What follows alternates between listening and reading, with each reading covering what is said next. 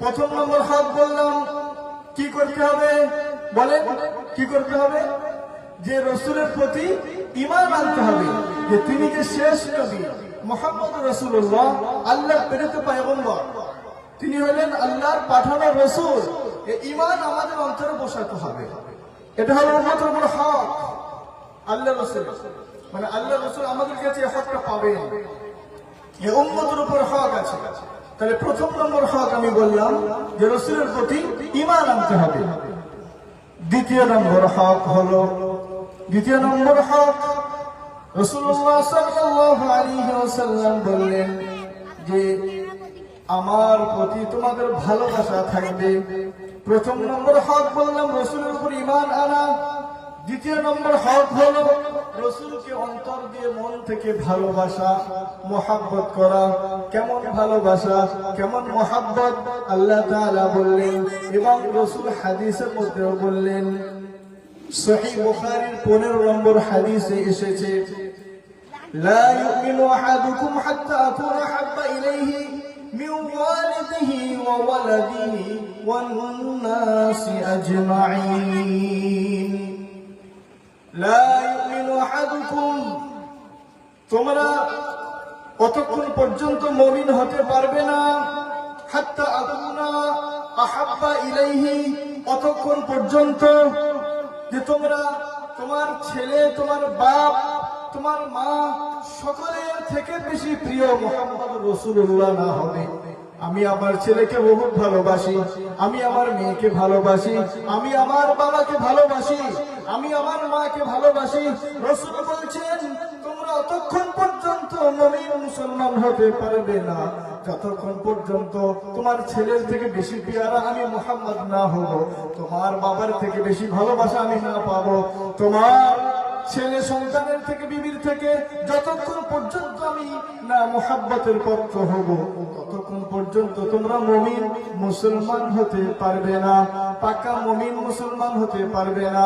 তাহলে কি হবে? আমাদের তো ভালোবাসতে হবে। এই প্রসঙ্গে একটা হাদিস বলি। আমরা সকলেই জানি খলিফায়ে রাশিদিন, চারটে বড় বড় সাহাবীকে বলা হয় খলিফায়ে রাশিদিন। হযরত আবু বকর রাদিয়াল্লাহু তাআলা আনহু, হযরত ওমর ফারুক রাদিয়াল্লাহু তাআলা আনহু, হযরত উসমান গনি রাদিয়াল্লাহু তাআলা আনহু, হযরত আলী কাররামাল্লাহু ওয়াজহু। এই চারজন সাহাবীকে বলা হয় খলিফায়ে রাশিদিন। চারজন হলো বড় বড় সাহাবী, আল্লাহ রাসূলের খুব কাছে থাকতেন এই চারজন সাহাবী, খুব বড় সুনামধন্য সাহাবী।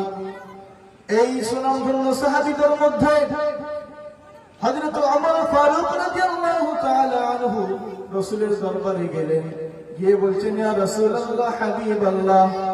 আপনারা শুনছেন তো? আওয়াজ দেন, একটু হাত তুলে, শুনছেন তো? বলবো নাকি বন্ধ করবো? আচ্ছা, আওয়াজ দিতে হবে, তাহলে ঘুমিয়ে গেলে হবে না। ওমর ফারুক রাদিয়াল্লাহু তাআলা আনহু রাসূলের কাছে গিয়ে বলছেন ইয়া রাসূলুল্লাহ হাবিবাল্লাহ, আমার সম্পদ থেকে, আমার ধন সম্পদ, আমার মাল, আমার সব কিছুর থেকে আমি আপনাকে বেশি ভালোবাসি, কিন্তু আমার জানের থেকে বেশি ভালোবাসি না। কে বলছেন? হযরত ওমর রাদিয়াল্লাহু তাআলা। আল্লাহ রাসূলকে বলছেন ইয়া রাসূলুল্লাহ হাবিবাল্লাহ, আমি আমার ধন সম্পদ, আমার মাল সামান সব থেকে বেশি আপনাকে বেশি ভালোবাসি, কিন্তু আমার জানের থেকে বেশি ভালোবাসি না। আল্লাহ রাসূল বললেন শোনো ওমর, তুমি যতক্ষণ পর্যন্ত, তুমি এখনো পর্যন্ত পাকা মুমিন মুসলমান হতে পারলে না, তোমার ঈমান এখনো পর্যন্ত মুকাম্মাল হলো না। আল্লাহ রাসূল বলছেন কাকে? ওমরকে, ওমর এখনো পর্যন্ত তোমার ঈমান মুকাম্মাল হলো না। ওমর চমকে গেছে, ইয়া রাসূলুল্লাহ হাবিবাল্লাহ, তাহলে কি কাজ করলে আমার ঈমান মুকাম্মাল হবে আপনি বলে দেন। আল্লাহ রাসূল বললেন যতক্ষণ পর্যন্ত তোমার ধন সম্পদ, তোমার মাল, তোমার সন্তান সন্ততি, তোমার বাপ মা, তোমার স্ত্রী সকলের থেকে এবং তোমার জানের থেকেও বেশি পেয়ারা যদি আমি রাসূল না হই, ততক্ষণ পর্যন্ত তোমার ঈমান মুকাম্মাল হবে না। ওমর বললেন ইয়া রাসূলুল্লাহ হাবিবাল্লাহ, আমি তো সব থেকে বেশি তোমাকে ভালোবাসি, কিন্তু আমার জানের থেকে না, কিন্তু আমি এখন আমার জানের থেকেও বেশি আপনাকে ভালোবাসি। আল্লাহ রাসূল বললেন, ওমর এখন তোমার ঈমান মুকাম্মাল হলো। বলি সুবহানাল্লাহ। চলো চলো চলো মুমিন, চলো নবীর সন্ধানে। চলো চলো চলো মুমিন, চলো নবীর সন্ধানে। নবী বিনে কে তোরাবেন পুলসিরাত মিজানে। নবী বিনে কে তোরাবেন পুলসিরাত মিজানে। চলো চলো চলো মুমিন, চলো নবীর সন্ধানে। নবী বিনে কে তোরাবেন পুলসিরাত মিজানে। নবী আমার জীবন ভরে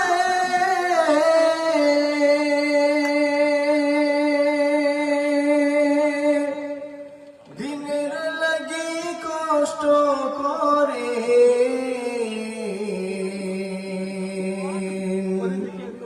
নবী আমার জীবন ভরে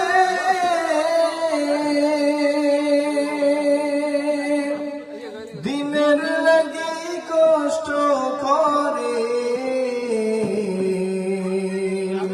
দান দান শহীদ করিলেন ওহুদের ময়দানে। নবী বিনে কে তোরাবেন পুলসিরাত মিজানে। চলো চলো চলো মুমিন, চলো নবীর সন্ধানে। নবী বিনে কে তোরাবেন পুলসিরাত মিজানে।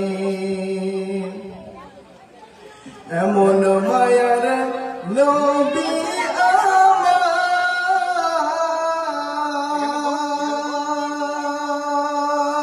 আমার, পিতা মাতা নাই যে তাহার। তারপরেও কত মারা মারলো তাকে দুশমনে। নবী বিনে কে তোরাবেন পুলসিরাত মিজানে।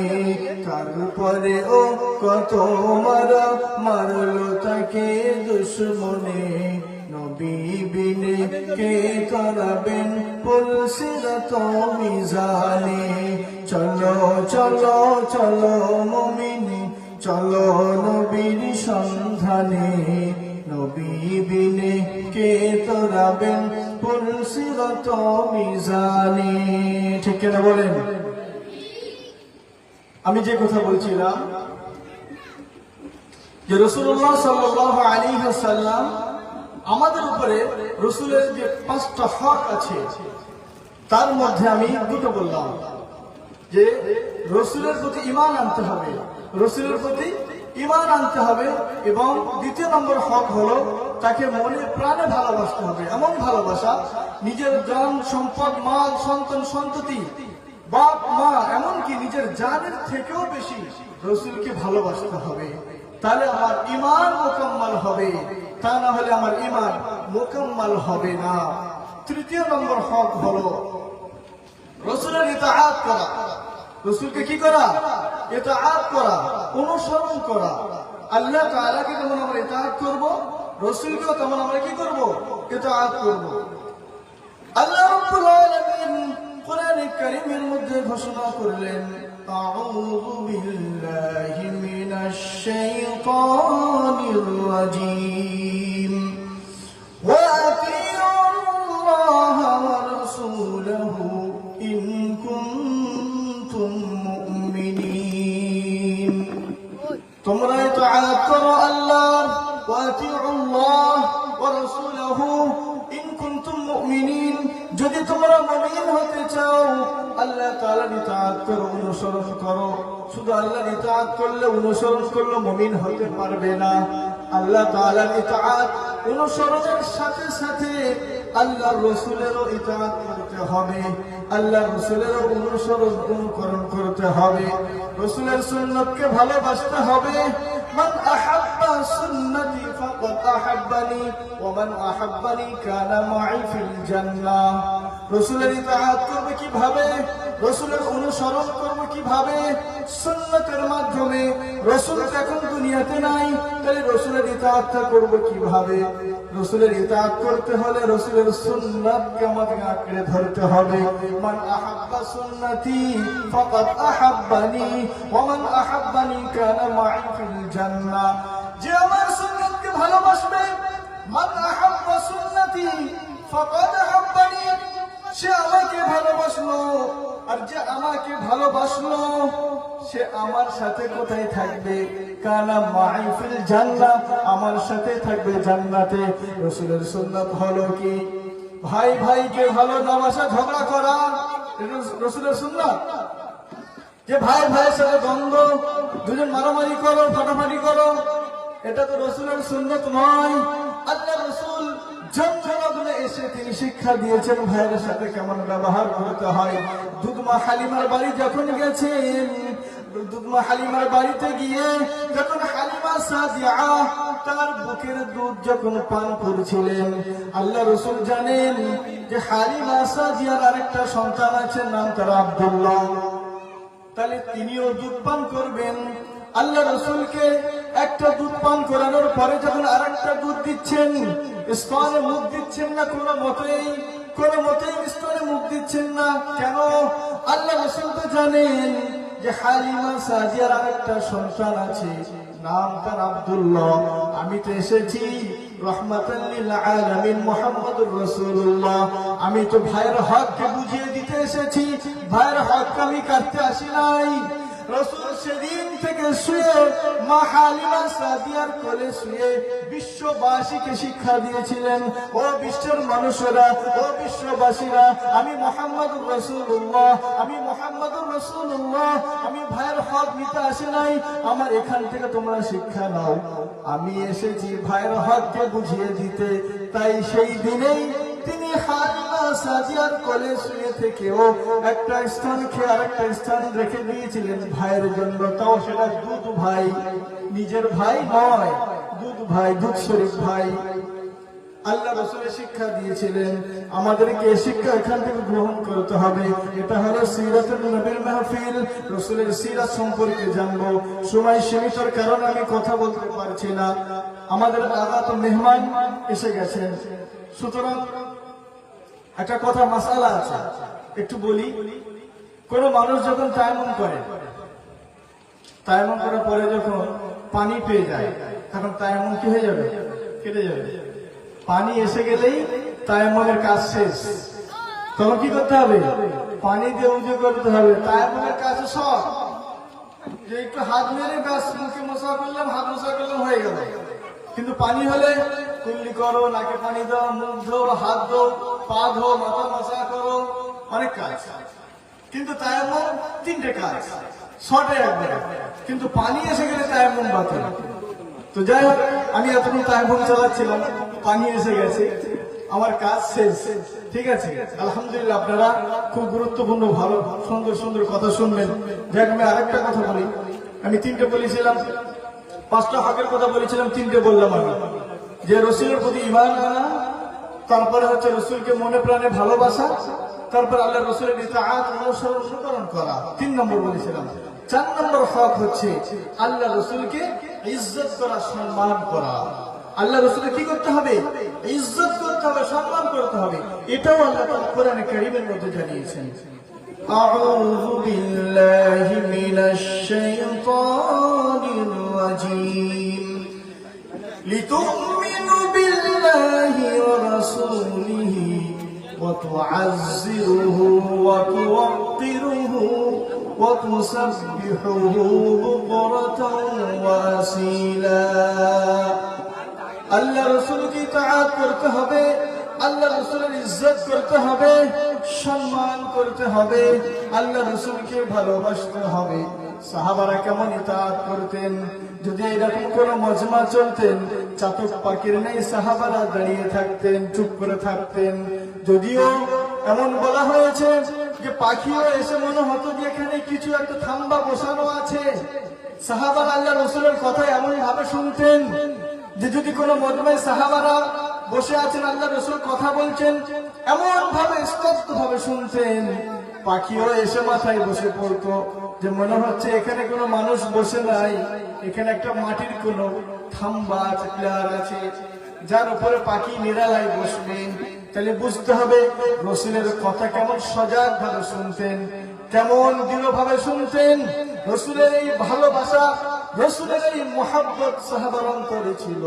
তাই রসুল ঘোষণা দিয়ে গেলেন, আসহাবিকান নুজুম, আমার সাহাবাদের উপরে কেউ চোখ তাকানো তো দূরের কথা, আমার সাহাবাদের উপরে আমল করা তো দূরের কথা, আমার সাহাবাদের দিকে কেউ টেরা নজরও তাকাবে না, কারণ তারা হলো সিতারার মতন। সাহাবীরা কেমন? রাসূল বলছেন আসহাবিকান নুজুম, আমার সাহাবারা হলো চন্দ্র যে আছে, চন্দ্রের পাশে কি থাকে? সিতারা, তারা, তারার মতো। তাদের দিকে আমল তো দূরের কথা, টেরা নজরও তাকানো যাবে না। সুতরাং সাহাবারা এই সম্মানটা পেলে কিভাবে? রসুলের সেই মহব্বত, ভালোবাসা, রসুলকে এমন ভাবে ইতাআত করেছিলেন, তার মাধ্যমে এই লকাব অর্জন করেছিলেন, যার কারণে আল্লাহ তাআলা বললেন রাদিয়াল্লাহু তাআলা আনহু ওয়া রাদওয়ান। সাহাবীদের নাম শুনলে বলতে হয় রাদিয়াল্লাহু তাআলা আনহু ওয়া রাদওয়ান, যে আল্লাহ যাদের উপরে রাজি, তিনিও, তারাও আল্লাহর উপরে রাজি। এইরকম লকাব হাসিল করেছিলেন। ওই জন্য আমার ভাই সকল, আমি আপনাদের ঘরের মানুষ, আমার কথা সবসময় শুনছেন, প্রত্যেক জুমায় শুনছেন, আর ভালো লাগবে না? প্রতিদিন শুনেছেন, ভালো লাগে? আর ভালো লাগছে না? যাই আর কথা আগে নিয়ে যাবো না। আমাদের মেহমান যিনি এসছেন, তার কাছ থেকে আমরা কথা শুনতে চাই, কারণ তিনি আমাদের আগত মেহমান, সম্মানীয় ব্যক্তি। তার মুখ থেকে আমরা আরো সুন্দর সুন্দর কথা, আমি গুনাহগার, অধম, জঘন্য, নগণ্য, ছোট মানুষ, আল্লাহ তাআলা আমাকে আমার এই মুখ থেকে যে কথা বার করে নিয়েছেন, আল্লাহ তাআলা সর্বপ্রথম আমাকে আমল করার তৌফিক দান করুক।